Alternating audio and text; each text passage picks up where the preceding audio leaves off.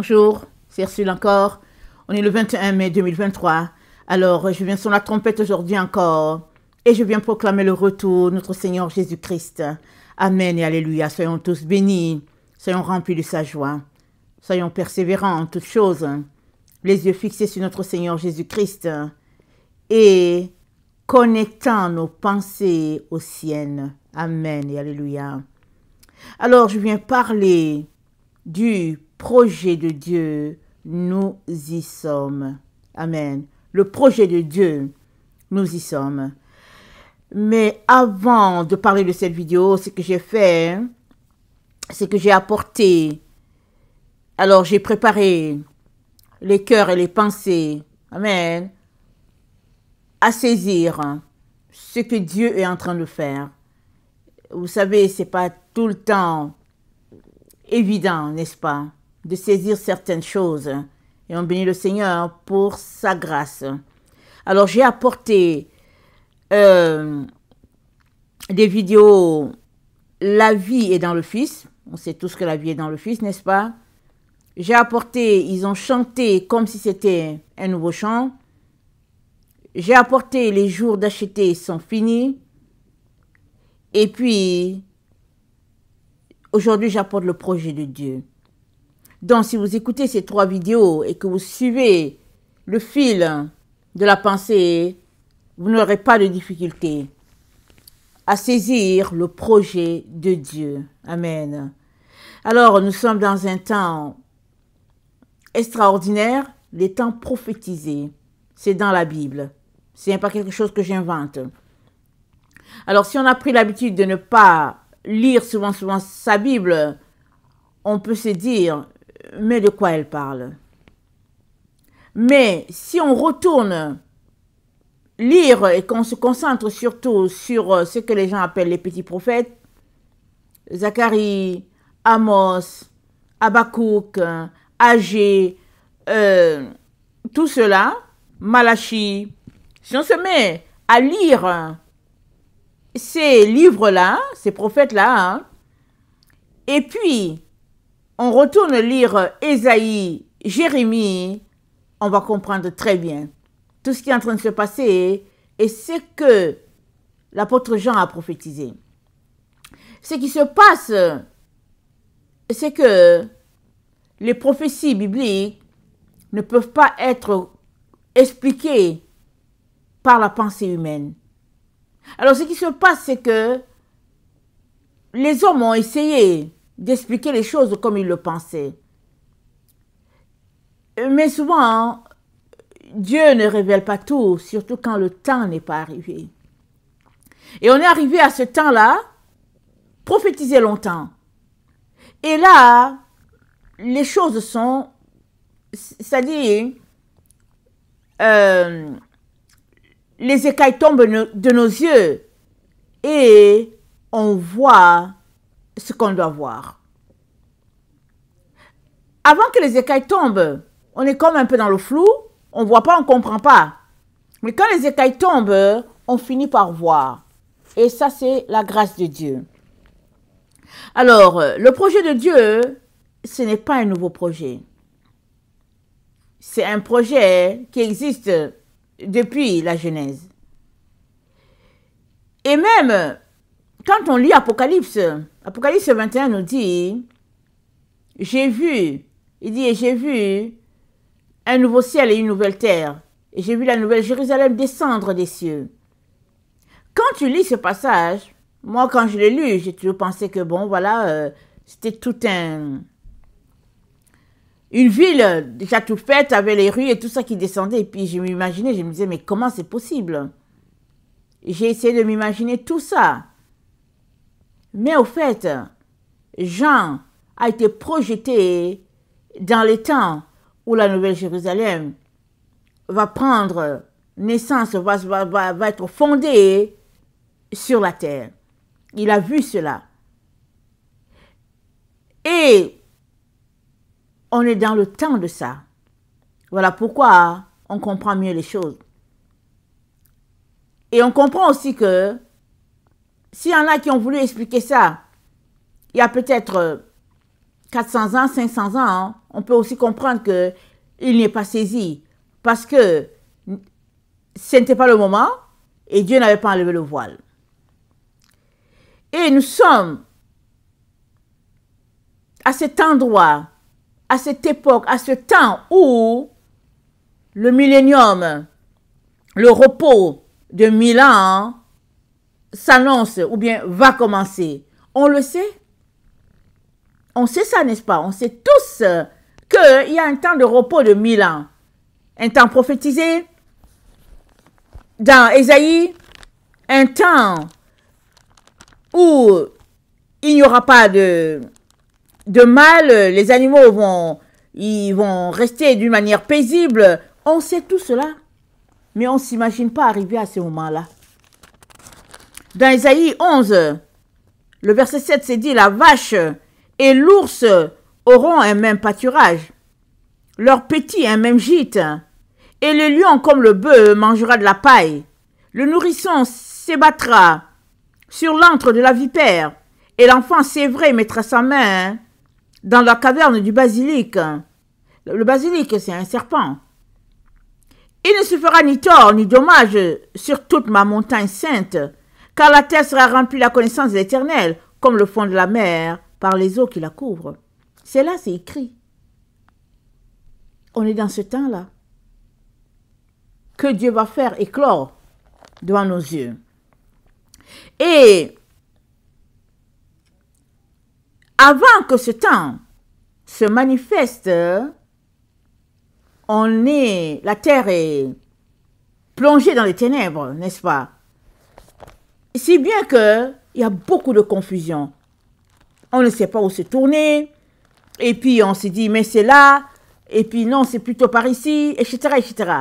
Mais, dans Ésaïe 60, c'est dit, lève-toi et sois éclairé, car ta lumière arrive. Et la gloire de l'Éternel se lève sur toi. Voici les ténèbres couvrent la terre, l'obscurité les peuples, mais sur toi l'Éternel se lève, sur toi. Sa gloire apparaît. Des nations marchent à ta lumière et des rois à la clarté de tes rayons. Donc ça parle ici d'Israël.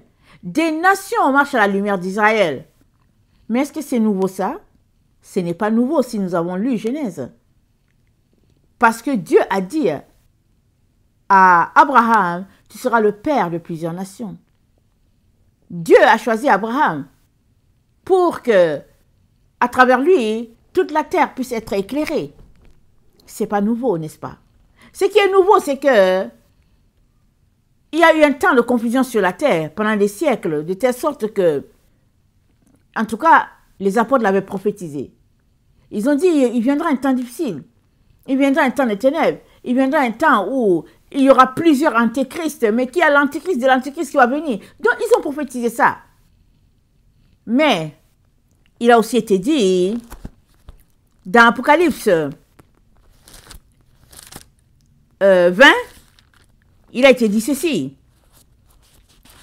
Il a été dit, puis je vis descendre du ciel un ange qui avait la clé de l'abîme et une grande autorité dans sa main. Il saisit le dragon, le serpent ancien qui est le diable et Satan, il le lia pour 1000 ans. Il le jeta dans l'abîme, ferma et scella l'entrée au-dessus de lui, afin qu'il ne séduisît plus les nations jusqu'à ce que les 1000 ans fussent accomplis. Après cela, il faut qu'il soit délié pour un peu de temps. Donc, Satan a lié 1000 ans de paix. Parce que Satan est revêtu de l'esprit de mal. Donc, par lui, le mal, à tous côtés, les divisions, les séparations et tout.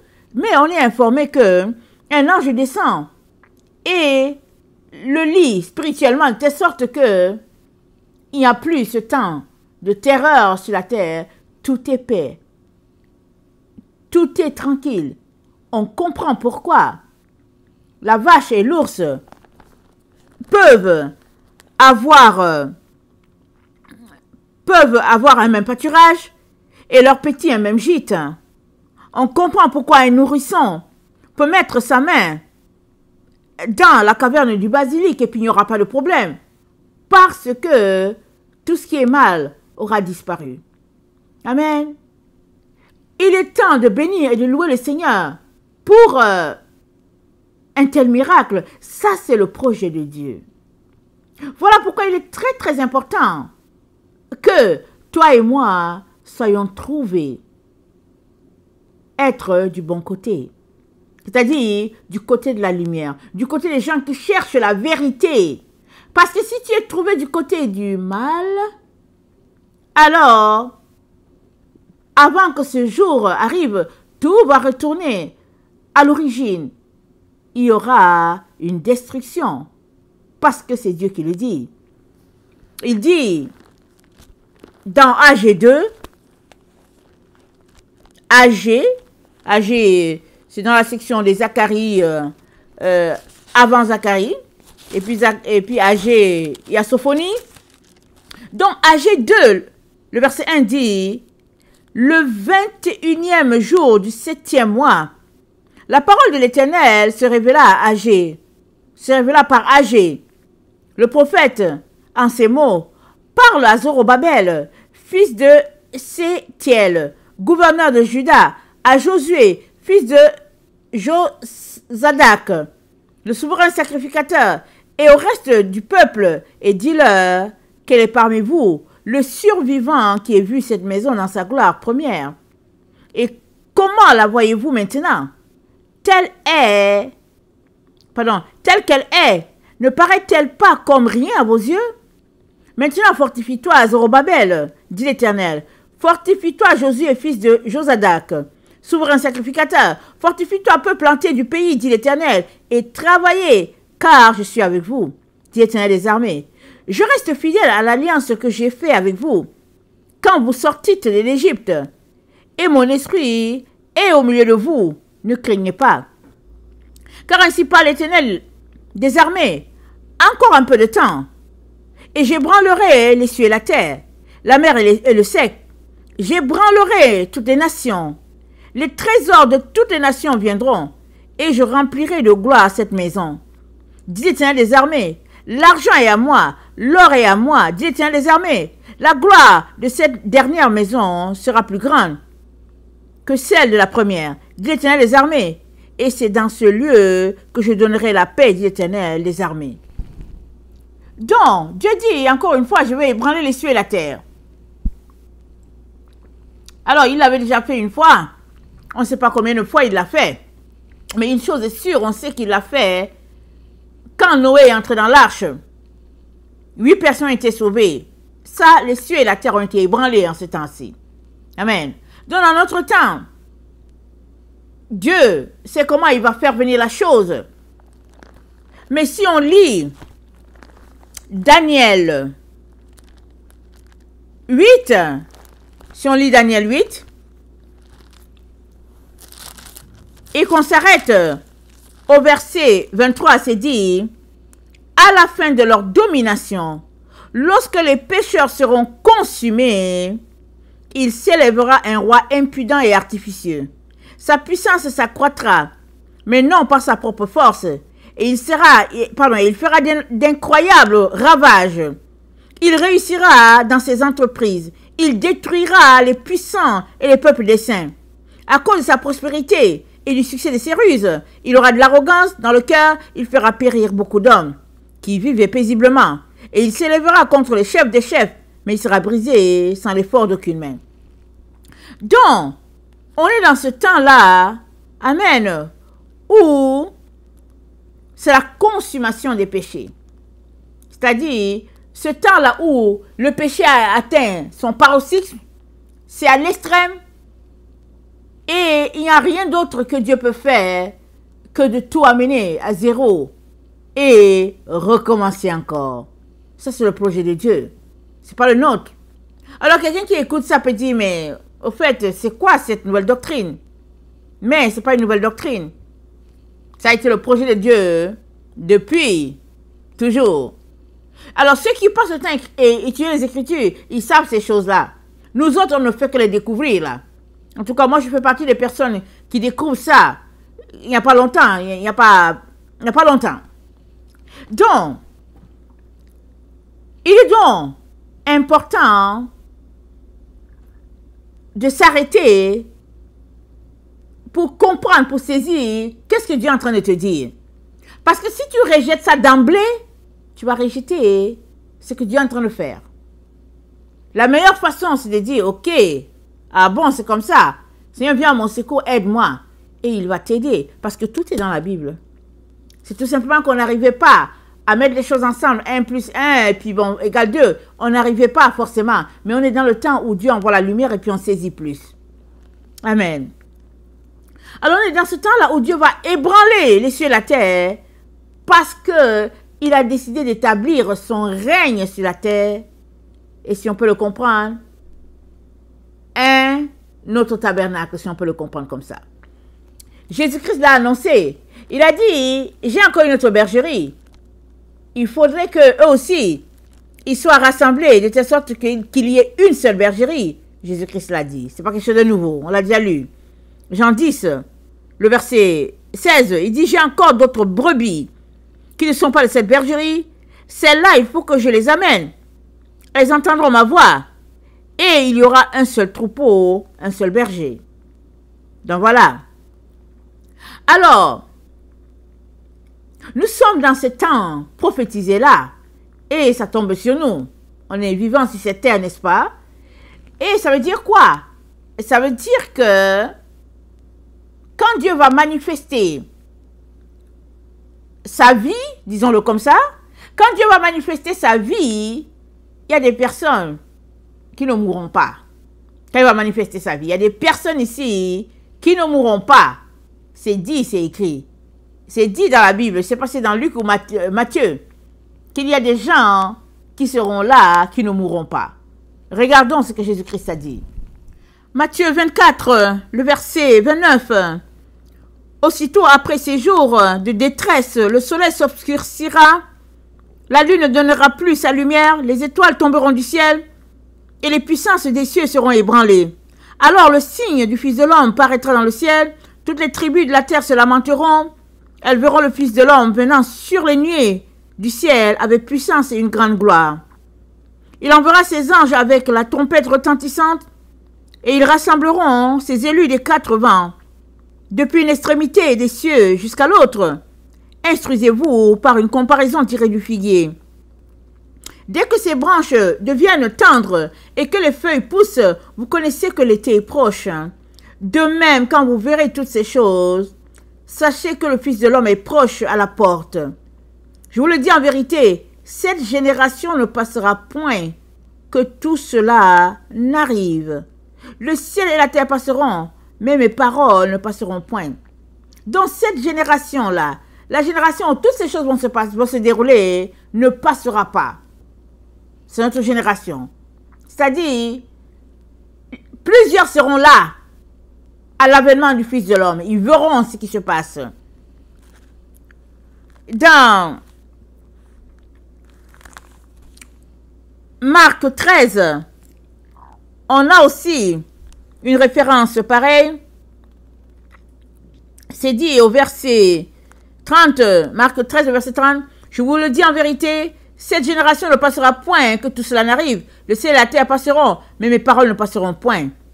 Pour ce qui est du jour et de l'heure, personne ne sait, ni les anges du ciel, ni le Fils, mais le Père seul. Prenez garde, veillez et priez, car vous ne savez quand ce temps viendra. Il en sera comme d'un homme qui, partant pour un voyage, laisse sa maison, remet l'autorité à ses serviteurs, indique à chacun sa tâche et ordonne au portier de veiller. Veillez donc, car vous ne savez quand viendra le maître de la maison, ou le soir, ou au milieu de la nuit, ou au chant du coq, ou le matin. Craignez qu'il ne vous trouve endormi à son arrivée soudaine.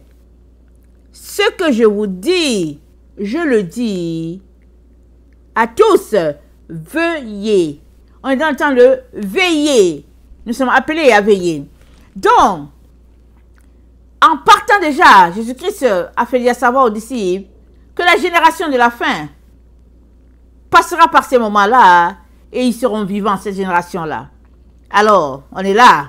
Ça veut dire qu'il y a plusieurs qui verront ces choses-là, qui verront le Fils de l'homme et qui, au fait, connaîtront des moments, en tout cas, des moments prophétisés, disons-le comme ça, prophétisés. Alors, il est donc important de s'accrocher à Christ. Très, très important. C'est pourquoi je disais que quelqu'un qui m'écoute peut dire de quoi elle parle. Elle apporte quelque chose de nouveau. Mais je vais te dire une chose, toi qui m'écoutes. Prends ta Bible. Prends ta Bible. Et lis-la. Pour savoir qu'est-ce qui a été dit que tu ne sais pas. Parce qu'au fait, tu t'occupais à autre chose. Alors, on est dans ce temps-là. Le projet de Dieu, comme le titre a été donné par notre Seigneur, le projet de Dieu, parce que c'est un temps où notre Seigneur va installer son royaume, tel qu'il l'a dit.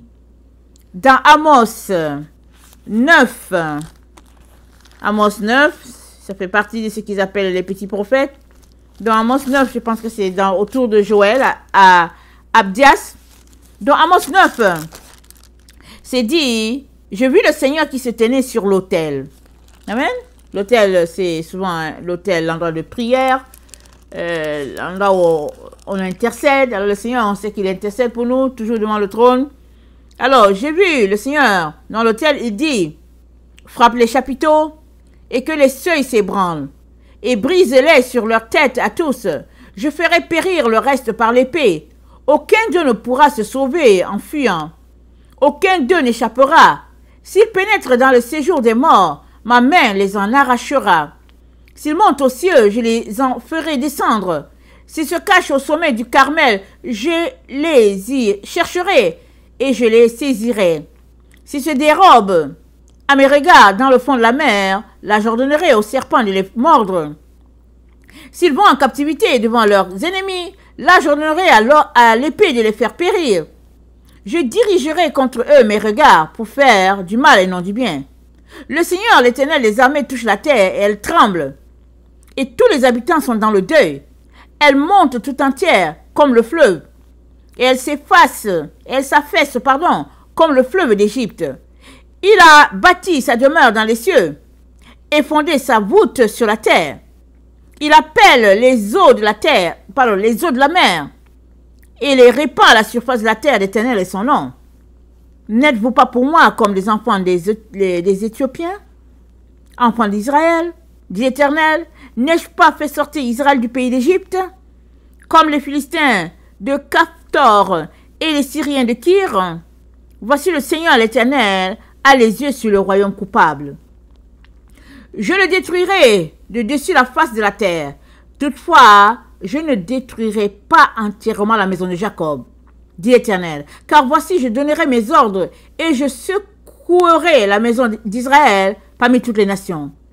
Comme on secoue avec le crible, sans qu'il tombe à terre un seul grain. Tous les pécheurs de mon peuple mourront par l'épée. Et l'épée ici, c'est l'épée à double tranchant, et nous savons que c'est la parole de Dieu. Donc tous les pécheurs de mon peuple mourront par l'épée. Ça veut dire que si tu as marché par la parole de Dieu, tu seras gardé. Si tu n'as pas marché, tu mourras. Alors, la mort, Dieu sait comment ça va venir, mais c'est un peu ça qu'il faut comprendre. Ceux qui disent le malheur n'approchera pas, ne nous atteindra pas. En ce temps-là, je releverai de sa chute la maison de David. Donc le projet de Dieu, c'est pour relever la maison de David telle qu'il a prophétisé notre Dieu.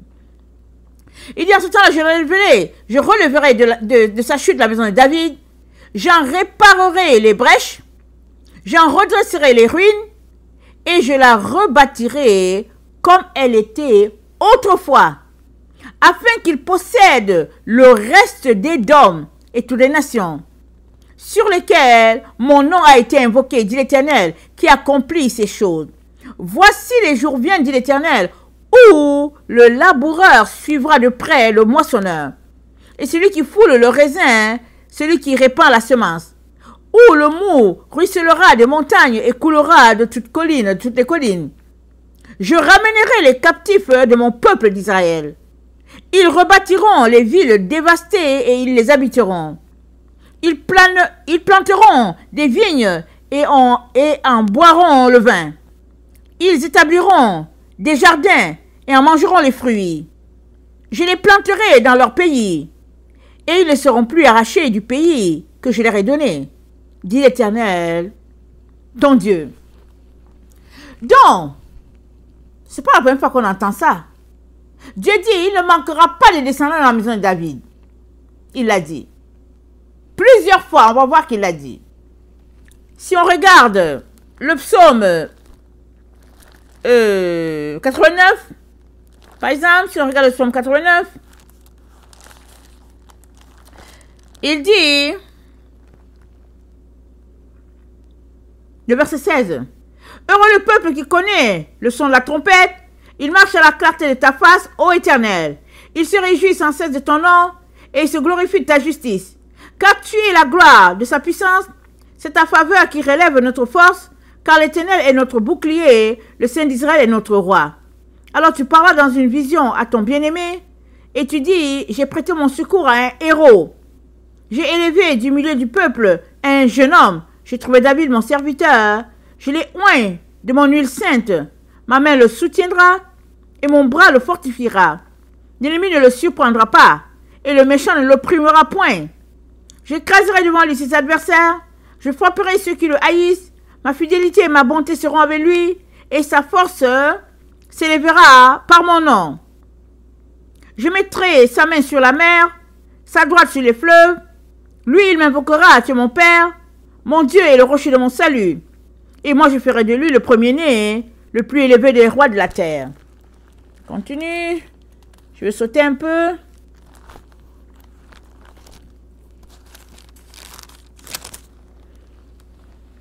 Le verset 35, je ne violerai point mon alliance, je ne changerai pas ce qui est sorti de mes lèvres. J'ai juré une fois par ma sainteté, mentirai-je à David, sa postérité subsistera toujours. Son trône sera devant moi comme le soleil, comme la lune. Il aura une éternelle durée. Le témoin qui est dans le ciel est fidèle. Et pourtant, le témoin qui est dans le ciel est fidèle. Donc, on va s'arrêter là. Donc, c'est un projet cher à notre Dieu. On est dans ce temps où ce projet va se réaliser. Voilà pourquoi Dieu nous appelle à bâtir les murs de Jérusalem. C'est dit, ils relèveront des anciens décombres. Ils bâtiront sur des décombres. Parce que Dieu est en train de faire quelque chose de nouveau. Alors, si on regarde le texte qu'on vient de lire, celui d'Amos 9, je suis allé voir certains mots, n'est-ce pas? Je suis allé chercher le sens de certains mots. Et le verset 5 dit, le Seigneur l'Éternel des armées touche la terre et elle tremble, et tous ses habitants sont dans le deuil. Elle monte tout entière comme le fleuve, et elle s'affaisse comme le fleuve d'Égypte. Il a bâti sa demeure dans les cieux, et fondé sa voûte sur la terre. Donc, quand je suis allé voir le sens de s'affaisse, la terre s'affaisse, attendez, voilà, j'ai vu que c'était le 41-27, et ça veut dire un temps où la crainte de l'Éternel est dans le cœur de ses enfants, de ceux qui lui obéissent. Un temps vraiment de soumission, où tout ce qui oppose Dieu va tout simplement s'arrêter. On est dans ce temps-là. Et ça parle aussi, il a bâti sa demeure dans le ciel et fondé sa voûte sur la terre. À bon stop, le verset 6. La voûte, c'est un abri temporaire ou bien à long terme, et ça correspond à un tabernacle, ça correspond à la tente. Alors, Dieu est en train de nous dire qu'il est dans le temps où il va établir sa tente, dans le peuple, sur la terre. Et si nous lisons Exode 26, Dieu nous avait déjà donné cela il y a peut-être 10 jours. Dans Exode 26, le verset 4, c'était le verset que Dieu avait donné. Il a dit, tu feras des lacets bleus au bord du tapis, terminant le premier assemblage, et tu feras de même au bord du tapis, terminant le second assemblage. Et on avait vu que le premier assemblage, c'est le premier tabernacle, le second assemblage, c'est le second tabernacle, qui correspond à la seconde bergerie, tel que dit dans Jean 10, le verset 16. Donc Dieu est en train de faire une seule bergerie. Et il l'a prophétisé dans Ézéchiel 37, Paul l'a dit, Romains 11, et Paul a dit, dans ce temps-là, les nations païennes et les nations qui sont issues d'Abraham vont juste former un seul peuple, de telle sorte que tout Israël sera sauvé. C'est-à-dire, et ceux-là qui sont de lien de sang avec Abraham, et ceux-là qui ne le sont pas, mais au fait qui ont accouru parce que ils ont choisi d'exercer la foi. Alors même les Israélites d'origine sont appelés à marcher par la foi. Et ça, c'est le reproche que Jésus-Christ a fait aux pharisiens. Ils ne voulaient pas écouter Jésus. Ils disaient que non, nous sommes descendants d'Abraham. Jésus-Christ leur a dit, en tout cas, si Abraham était votre père, vous aurez su qui je suis. Parce qu'Abraham, il a craint Dieu. Et il a vu le jour de loin. Et il a craint Dieu. Mais vous, au fait, vous prouvez tout simplement que vous êtes les fils de votre père, le diable. Parce que si vous étiez d'Abraham, votre vie en dirait long. Parce qu'Abraham, c'est au fait un serviteur de Dieu qui le craint et qui n'a pas manqué de révéler Dieu par sa vie et par tout ce qui se passait avec lui. Alors, au fait, on a été tellement dispersés dans nos pensées, n'est-ce pas? Par exemple, plusieurs attendent de partir d'ici pour aller trouver Dieu. C'est ça qu'on nous a dit. On nous a parlé d'enlèvement, on nous a dit qu'on va partir. Mais quand on prend les Écritures, qu'on commence à décortiquer, on va se rendre compte que non, c'est Jésus-Christ qui revient. C'est ça qu'il a dit. Il a dit, je reviens. Luc 12, le verset 35. Et il dit, quel est le serviteur que je vais trouver en train de nourrir les brebis?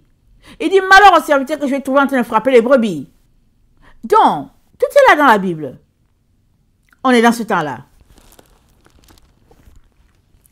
Et Zacharie, dans Zacharie 13, le verset 8 à 9, donc dans Zacharie 13, le verset 8 à 9, on connaît ce passage-ci, on l'a lu très souvent ces derniers temps, c'est dit dans tout le pays, dit l'Éternel, les 2 tiers seront exterminés, périront, et l'autre tiers restera.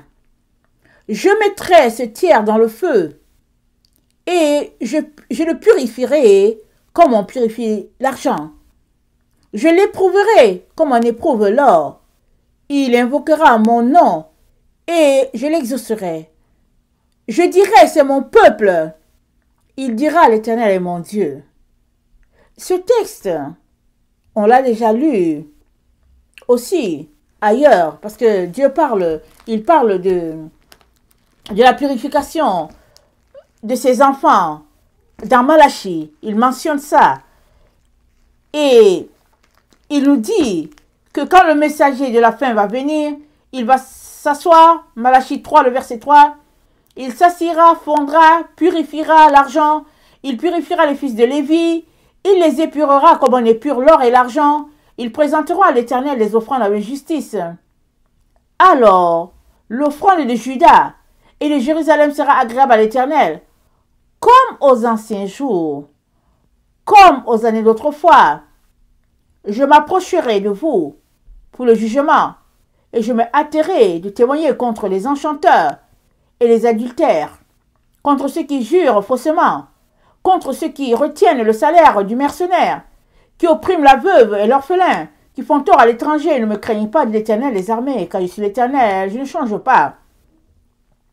Et dans Malachie 3, le verset 13, Dieu mentionne encore cet état de purification, d'épuration, de sainteté, de propreté dans le corps, l'esprit, l'âme. Il mentionne ça. Il nous dit,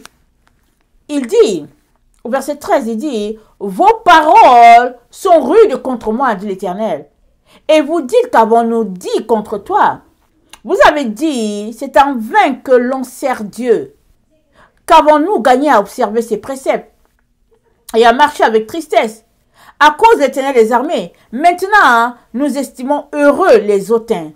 Oui, les méchants prospèrent. Oui, ils tentent Dieu et ils échappent. Alors ceux qui craignent l'Éternel se parlèrent l'un à l'autre. L'Éternel fut attentif et écouta. Et un livre de souvenirs fut écrit devant eux pour ceux qui craignent l'Éternel et qui honorent son nom. Ils seront à moi, dit l'Éternel des armées. Ils m'appartiendront au jour que je prépare. J'aurai compassion d'eux, comme un homme a compassion de son fils qui le sert. Et vous verrez de nouveau la différence entre le juste et le méchant, entre celui qui sert Dieu et celui qui ne le sert pas. Il dit, et vous verrez à nouveau la différence. Pourquoi est-ce que c'est mentionné? Parce qu'on est dans les temps où on ne sait pas qui sert Dieu, qui ne sert pas Dieu. Dans un ensemble, tu prends un ensemble de différents enfants de Dieu, mais tu ne sais pas s'ils sont vraiment enfants de Dieu ou bien s'ils ne le sont pas. Parce que c'est un méli-mélo. Chacun fait ce qu'il veut selon la dénomination, la doctrine, selon son bon vouloir. C'est-à-dire, on est pire que dans le temps des juges, parce que c'est dit que dans le temps des juges, les gens faisaient ce qu'ils voulaient. Si bien que on comprend quand Jésus-Christ a parlé à Laodicée, il a dit, je te vomirai. Parce que tu n'es ni chaud, tu n'es ni froid, tu es tout simplement tiède. On est cette génération-là où tout est mélangé. Les femmes portent les habits des hommes, les hommes portent les habits des femmes. L'éducation est telle que, il y en a même, ils disent, il ne faut pas mettre le nom monsieur ou madame. C'est un méli-mélo. C'est le temps où tout est confus. Et c'est aussi dans ce temps-là où Dieu dit, j'ébranlerai les cieux et la terre. Et je bâtirai ma maison. Et la gloire de cette maison-là, elle sera plus que la première maison. Et nous savons que le premier tabernacle a été érigé dans le désert, alors qu'Israël vient de sortir d'Égypte, et il partait à la terre promise, et chacun était appelé à venir volontairement avec son offrande. Et dans le désert, c'est comme ça que le tabernacle a été bâti. Aujourd'hui encore, l'église de Jésus-Christ est dans le désert. Apocalypse 12 dit, la femme a fui, elle est dans le désert. Les vrais enfants de Dieu, ils sont dans le désert. Et c'est encore avec ces enfants de Dieu là qui sont dans le désert que Dieu a décidé de bâtir son second tabernacle. Parce qu'il dit, on a lu ça dans Agé, il a dit, la gloire de cette maison, elle sera plus que celle de la première maison. Alors, et je vais lire juste cette partie, dans Agé 5, Dieu dit, je reste fidèle à l'alliance que j'ai faite avec vous, quand vous sortez de l'Égypte, et mon esprit est au milieu de vous. Ne craignez pas, car ici par l'Éternel des armées, encore un peu de temps, et j'ébranlerai les cieux et la terre, la mer et le sec, j'ébranlerai toutes les nations, les trésors de toutes les nations viendront, et je remplirai de gloire cette maison, dit l'Éternel des armées. Il va remplir de gloire sa maison. Et nous savons que quand Salomon a bâti le temple à Dieu, nous rappelons que c'est dit la gloire de Dieu entrait dans la maison et puis c'était rempli de la présence de Dieu, de sa gloire. Voilà un exemple à peu près. Et puis la gloire de Dieu aussi s'est manifestée lors de la première Pentecôte. Et on sait que les gens étaient remplis de la présence de l'Esprit. Alors, dans cette maison-ci, comment Dieu va-t-il le faire? On ne sait pas parce que Dieu, c'est le Dieu des surprises, n'est-ce pas? Il ne nous dit pas forcément comment il va faire. Tout ce que nous savons, c'est que il va ébranler les cieux et la terre à nouveau. Il va ébranler. Alors, sommes-nous préparés à cette vérité-là qui est sur le point d'arriver? On ne sait pas quand est-ce que ça va arriver. Il a juste dit, veillez, je vous le répète, veillez et veillez. Et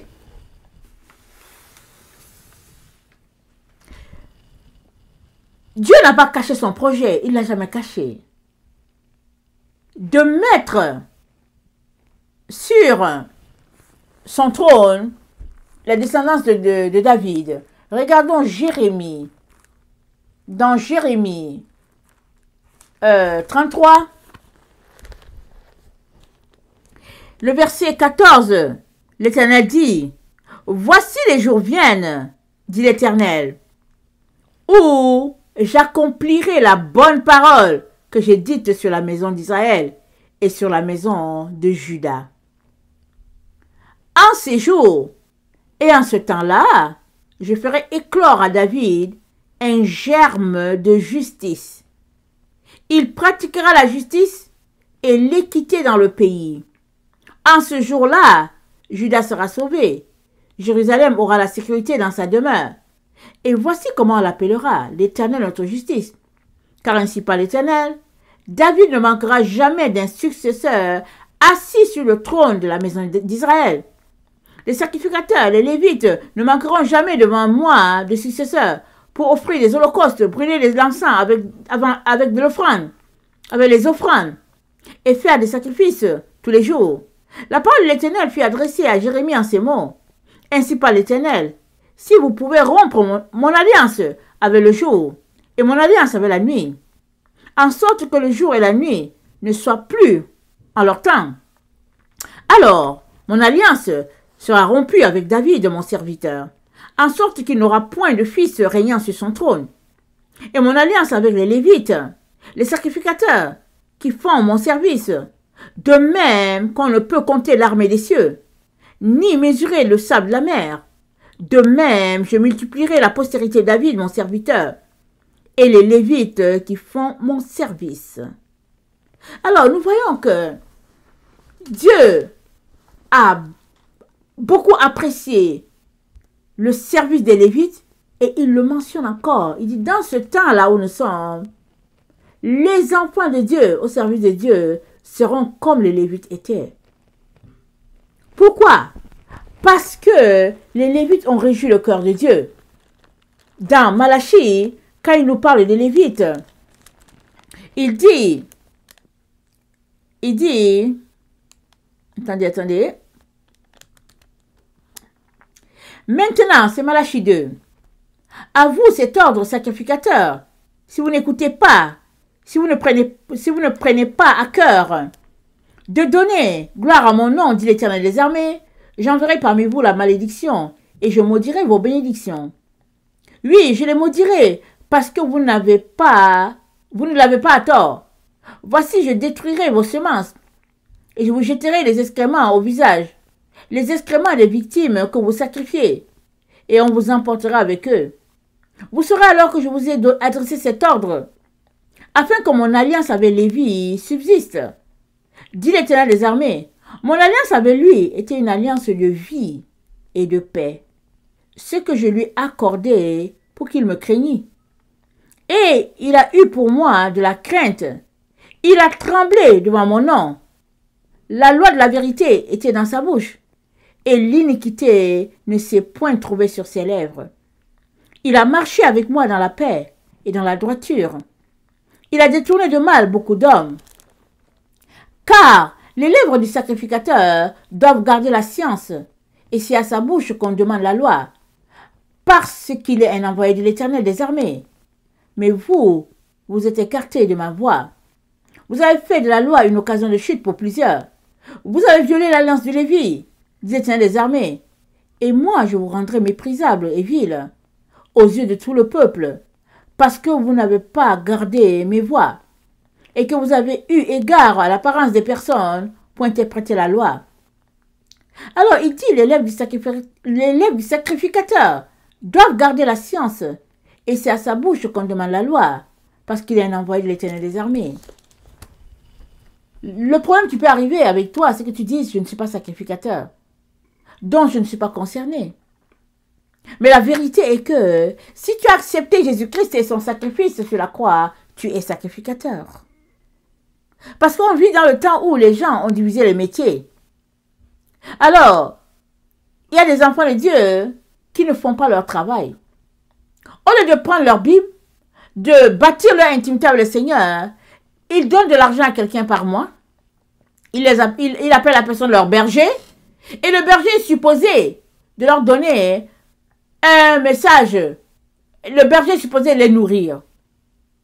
Mais ça, c'est la voix des hommes. Le berger, pendant 20 minutes, il va te nourrir comment? Pendant 25 minutes, comment il va te nourrir? C'est pas possible.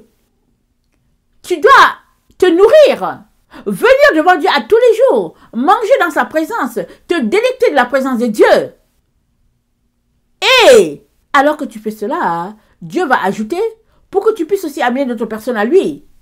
Parce que tous ceux qui ont donné leur vie à Jésus-Christ sont sacrificateurs. Et si on va plus loin, dans Hébreu, c'est dit, ils sont sacrificateurs selon l'ordre de Melchisédek. Maintenant, tout repose au niveau de tes pensées. Il est temps que tu démêles tout ce qui te confond.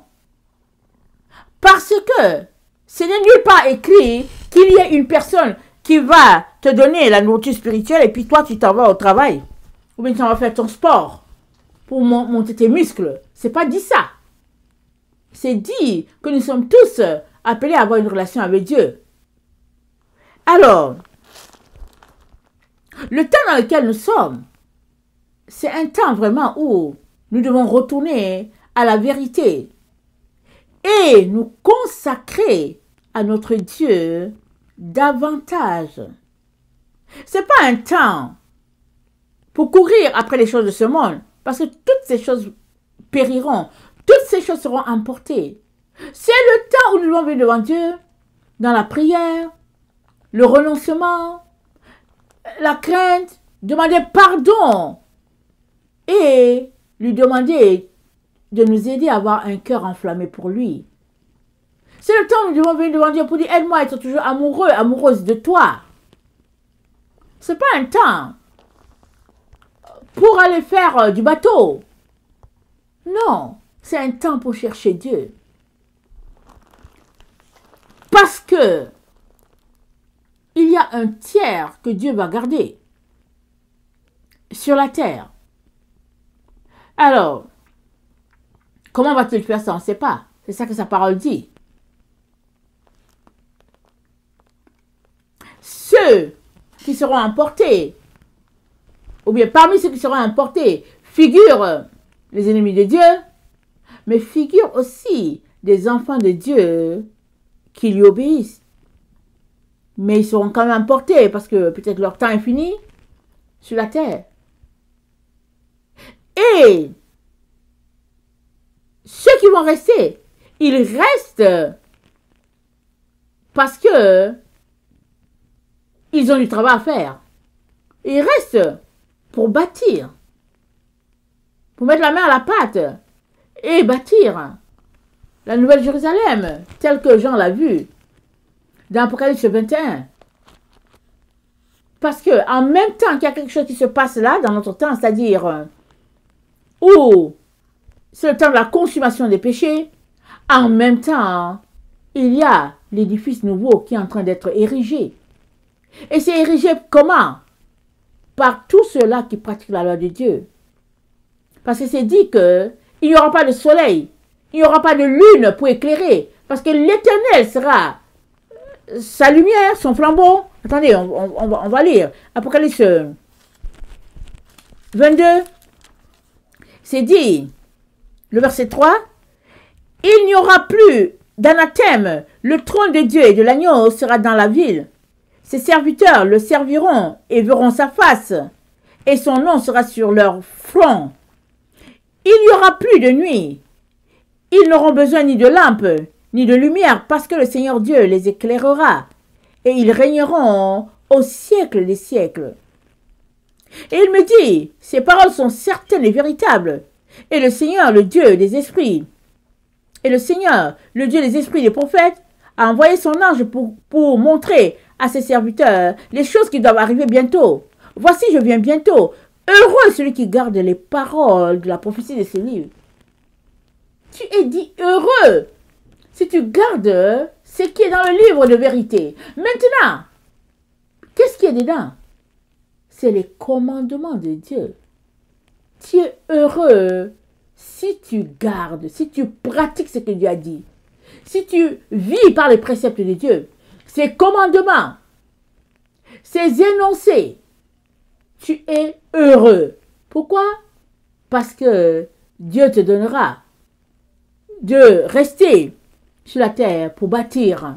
Amen. Dans Apocalypse, dans le psaume 37, le verset 7 à 11, voilà ce qui est dit. Excusez-moi, le psaume 37, le verset 7 à 11. C'est dit, garde le silence devant l'Éternel et espère en lui.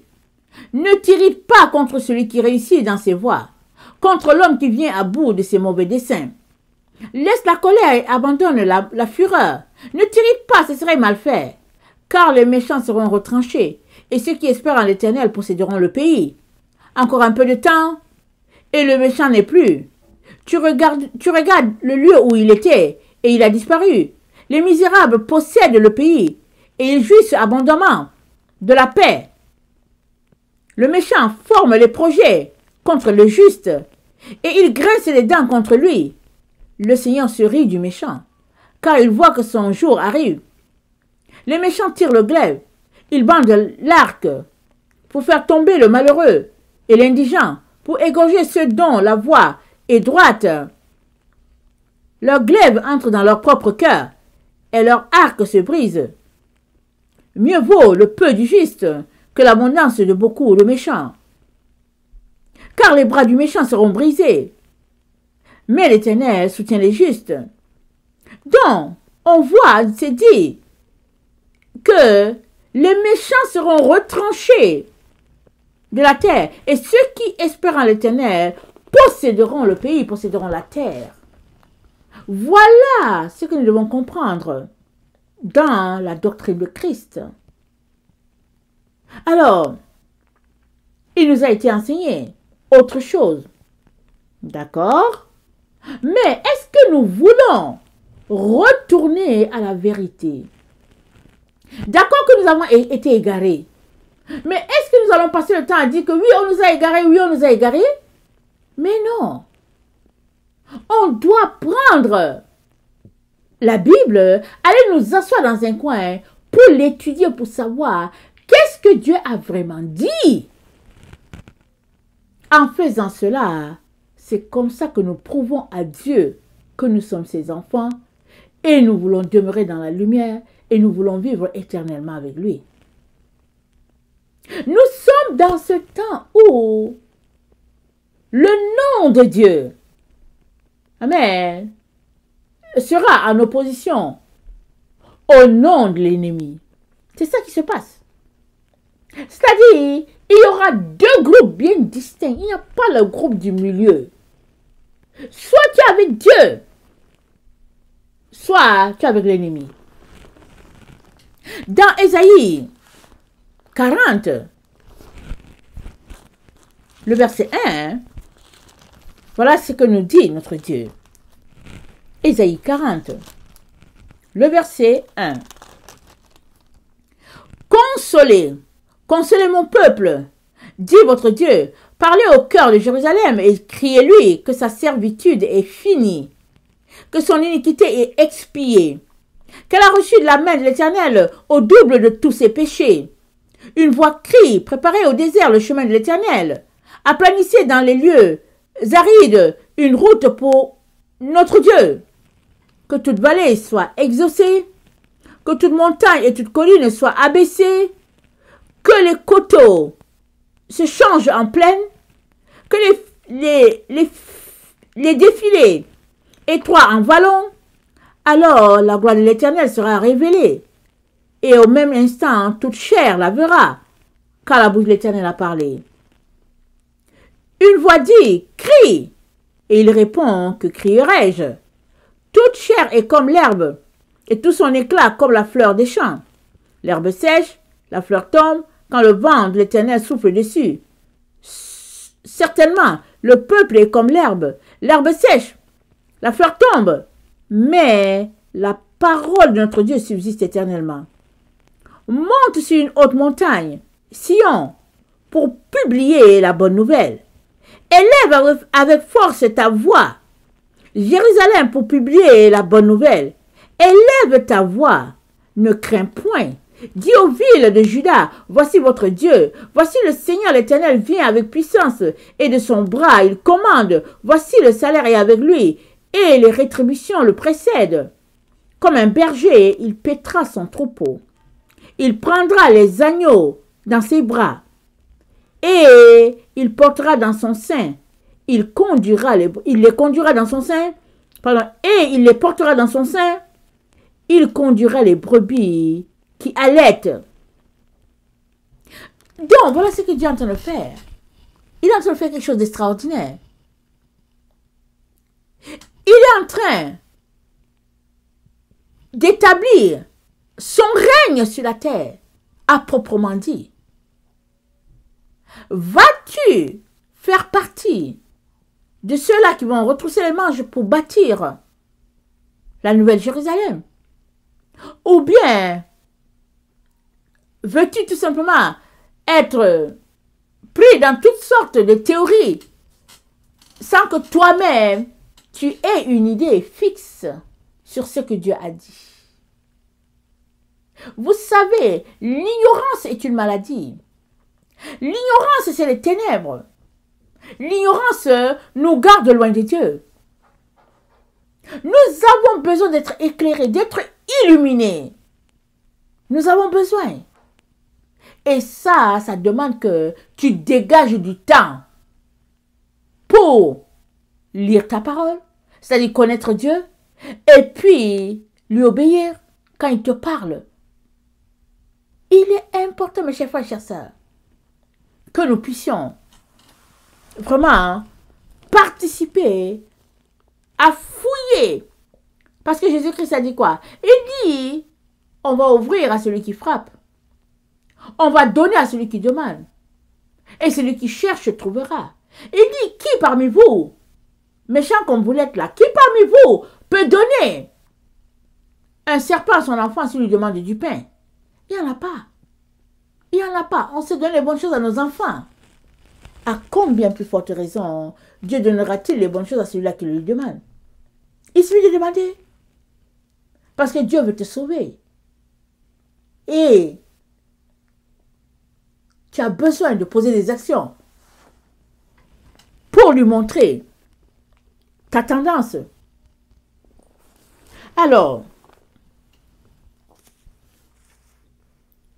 le projet de Dieu est-il aussi ton projet?